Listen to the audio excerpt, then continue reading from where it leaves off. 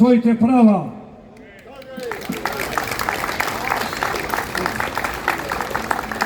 А за жал, толку тие права чекаат на исполнување повеќе од 30 дена после над 100 протести низ целата држава. За жал, и тоа е Македонија. За жал, најнеоправданите овој пат се столбот на државата.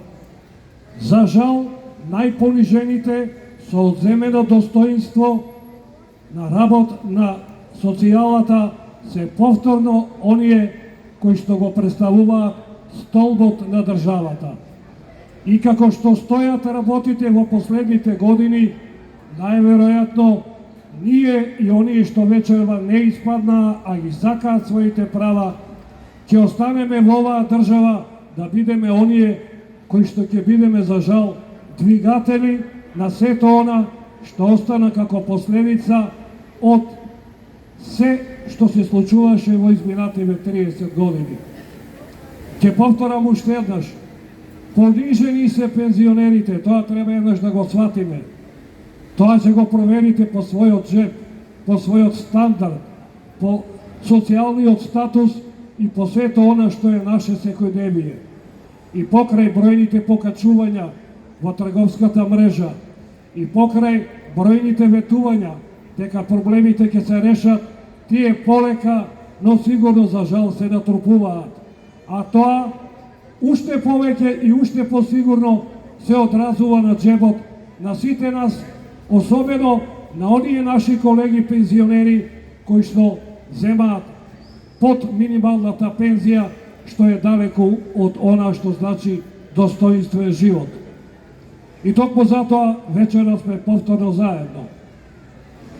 И токму затоа вечерва ќе ги повториме оние барања кои што ќе ги повторуваме до 20 овој месец, до генералниот протест на сите пензионери од Македонија пред владата на Република Македонија точно во 11 часот, бидејќи сакаме да им кажеме дека во 5 до 12 веќе е минато се она што значи пензионерско трпение.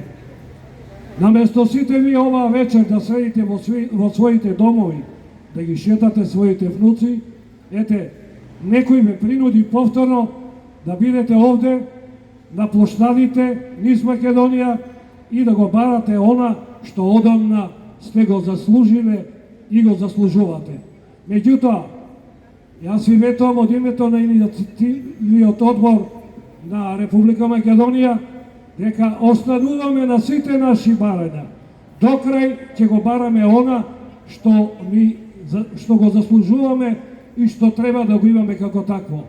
Затоа и оваа вечер бидете овде и слушајте ги говорите на уште двајца говорници и повторно да докажеме дека сме единствени пензионерите, дека овде нема партија, единствена партија е главниот стомак, единствена партија е тоа што од месец до месец не можеме да заврземе, а најлошо во сето тоа е што голем дел од нашите сограѓани солзи ронат кога немаат пари да им купат и она основното на своите внуци.